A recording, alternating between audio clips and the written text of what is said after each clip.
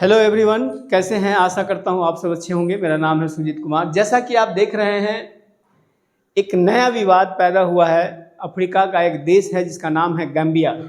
Gambia एक देश है, उसकी ये सिटी है और यहाँ पर एक वहाँ की जो गवर्नमेंट है, उस गवर्नमेंट ने एक नया रूल निकाला। नया रूल नहीं कहेंगे, पुराने रूल को भी फिर रिन्यूअल किया है। महिलाओं में खतना फिर से, यानी कि खतना इस्लाम धर्म का एक प्रोसेस है। उस प्रोसेस को पुनः लागू किया गया है। 2015 में इसको समाप्त कर दिया गया था, लेकिन 2024 में इसको पुनः लागू करने का बात किया गया है। तो ये एक चर्चा का विषय बना हुआ है। देखते हैं हम लोग कि सबसे पहले न्यूज़ क्यों आया है। देखिए, भारत की भी न्यूज़ एजेंसी महिलाओं के खतना पर पाबंदी हटाने जा रहा है। ये देश यानी कि गाम्बिया की बात कर रहा है। द प्रिंट का न्यूज़ है। इसके बाद अल अजीरा, इस्लामिक वर्ल्ड की बहुत फेमस समाचार पत्र है अल अजीरा, इसने भी the Gambia vote to reserve landmark ban on female genital process, जिसको आप खतना कहते हैं, उसको फीमेल जेनिटल प्रोसेस कहा जाता है। ठीक है। वाशिंगटन पोस्ट का भी न्यूज़ है। ये सारी न्यूज़, अब क्या है ना कि भारत में न्यूज़ का एक अलग फंडा है। पॉलिटिकल न्यूज़ होता है, सोशल न्यूज़ देता ही नहीं है।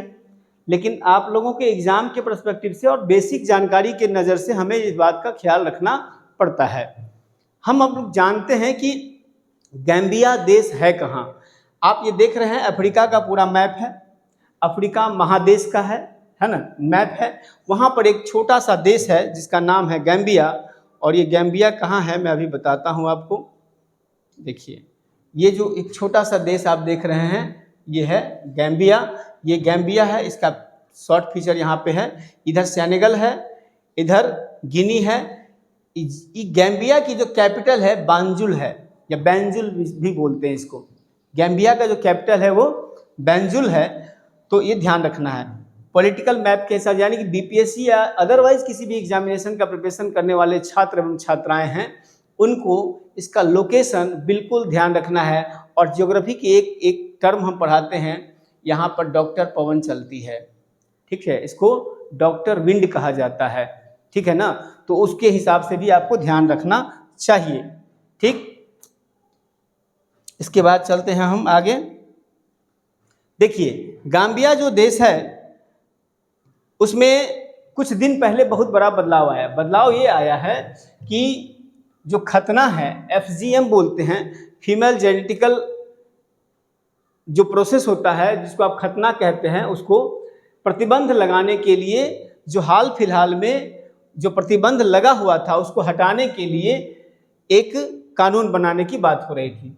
दरअसल गाम्बिया में 2015 में इसके पूर्व राष्ट्रपति याहया जाममेह, ये महोदय हैं, देखिए इनको, है ना, इनका नाम है याहया जाममेह, ने महिला खतना पर प्रतिबंध लगाया था। इसके उल्लंघन पर भारी जुर्माना का प्रावधान भी किया था। लेकिन ये जो जनाब है, देखने से आप लग सकता है किस प्रकार की खूंखार प्रवृत्ति के हैं। खैर, तो 2017 में राष्ट्रपति अमादा बैरो, इनका नाम है राष्ट्रपति अमादा बैरो, ये आए। इनके आने के बाद से ही महिलाओं पर खतना का फिर तलवार लटकना शुरू हो गया। मतलब कि महिलाओं को खतना करने की जो प्रोसेस बंद किया था याहया जाममेह ने, इन जनाब के आने के बाद, इनके आने के बाद फिर महिलाओं को खतना प्रोसेस में लाने की बात शुरू होने लगी। इसी को देखते हुए अभी जो है इसको पुनः इम्प्लीमेंट कर दिया गया है। मुस्लिम बहुल देश में एक शक्तिशाली इमाम प्रतिबंध को लेकर प्रतिबंध को रद्द करने की मांग का नेतृत्व कर रहा है।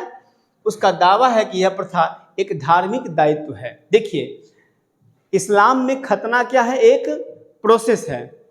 ये जो इमाम लोग हैं उनका कहना है कि खतना पर प्रतिबंध लगा के आप राइट टू रिलीजियस का अपमान कर रहे हैं, है ना, इसलिए खतना होना चाहिए। ये इमामों का कहना है, मेरा नहीं कहना है। ठीक है, और ये धार्मिक दायित्व है जिसका निर्वहन करना चाहिए।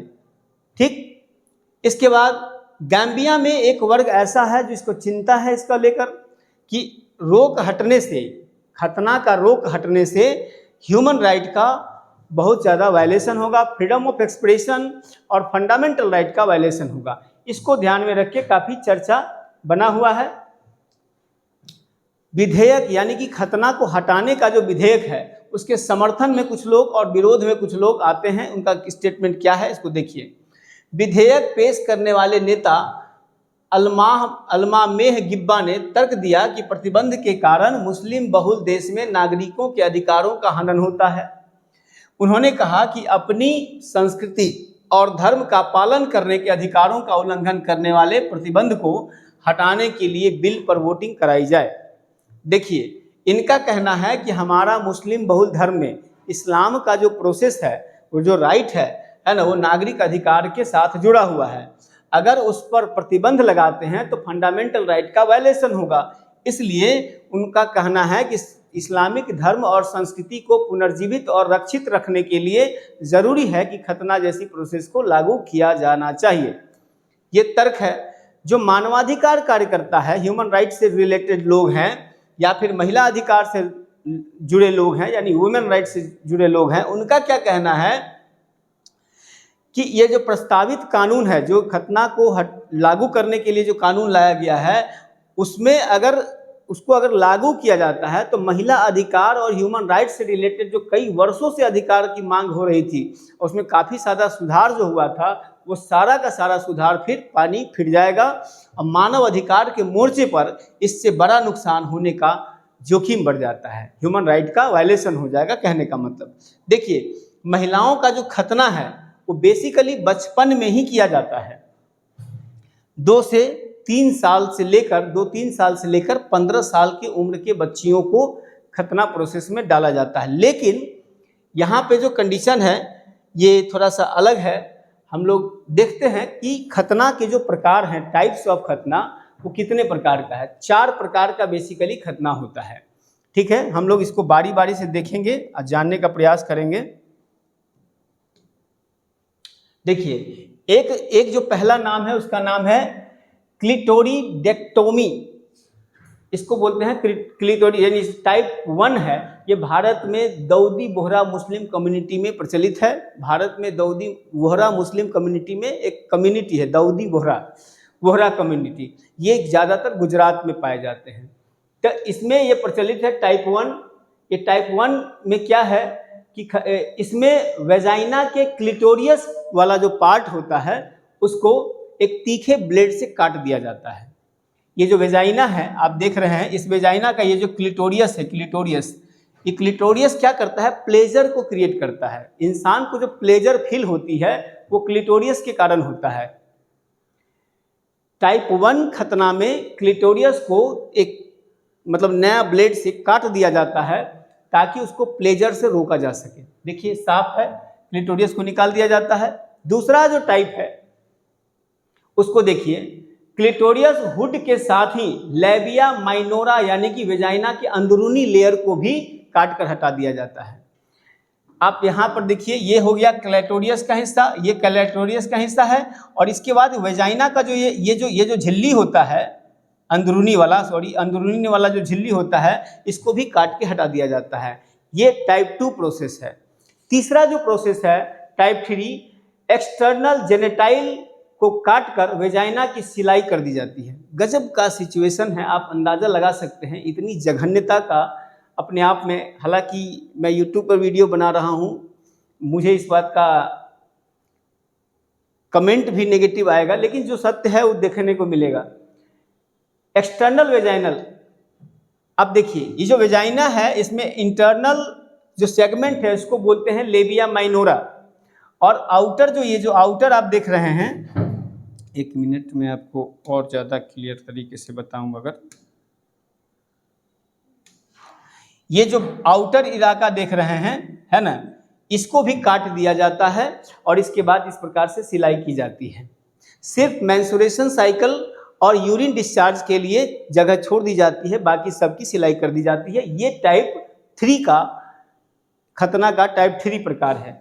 टाइप 4 प्रकार देखिए आप, किसी पिन, ब्लेड या फिर कैंची से वेजाइना पर कट लगाया जाता है। ये इसका चौथा टाइप्स है। ये अपने आप में थोड़ा सा विचित्र लगता है।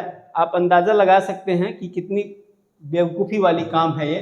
क्लिटोरियस मैंने अभी बताया, ये क्लिटोरियस है, विजाइना के पार्ट का क्लिटोरियस है, इसी को काट के हटाया जाता है। दूसरा प्रोसेस में क्लिटोरियस और विजाइना का ये जो झिल्ली आप देख रहे हो, इसको काट के हटाया जाता है। तीसरा प्रोसेस में विजाइना का जो बाहरी ये जो इलाका है, इसको काट के हटा दिया जाता है। और चौथा प्रोसेस में इसमें स्टेप या पिन मार दिया जाता है, पूरी तरह से बंद कर दिया जाता है।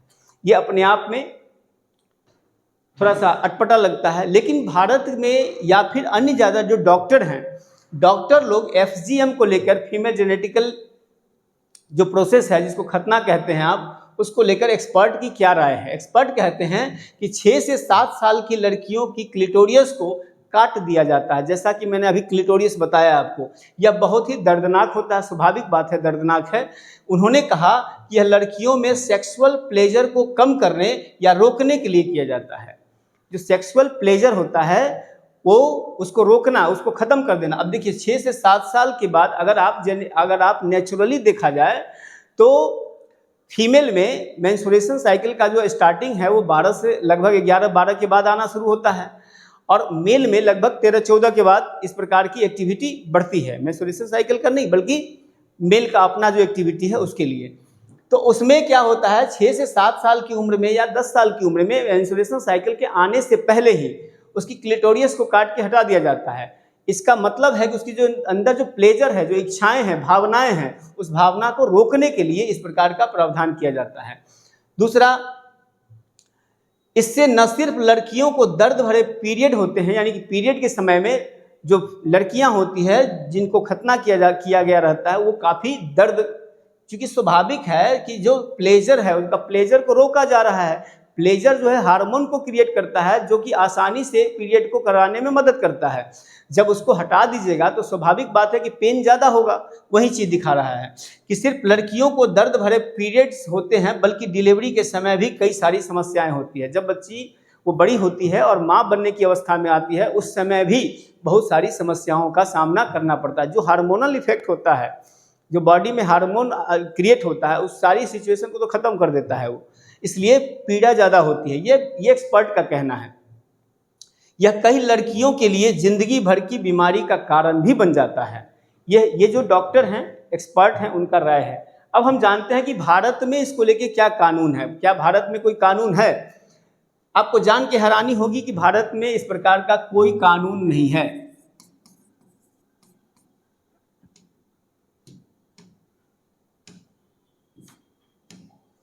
कोई कानून नहीं है, बट सुप्रीम कोर्ट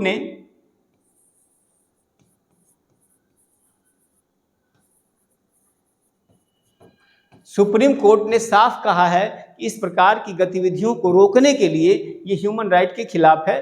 धार्मिक सांस्कृतिक व्यवस्था के आधार पर आप किसी भी मानव को प्रताड़ित नहीं कर सकते हैं, ये उसके फंडामेंटल राइट का वायलेशन है। सुप्रीम कोर्ट ने भी इस पे रोक लगाने के लिए सरकार को सजेशन दिया है कि आप कानून बना के लाइए। तो इस प्रकार की गतिविधियां हैं जो चल रही है। हमारा ये उद्देश्य ये है कि एग्जाम के पर्सपेक्टिव से आपको सबसे पहले इसको फोकस करना चाहिए। एक जनरल अवेयरनेस के पर्सपेक्टिव से भी हमारा ये वीडियो बनाने का मेन उद्देश्य है।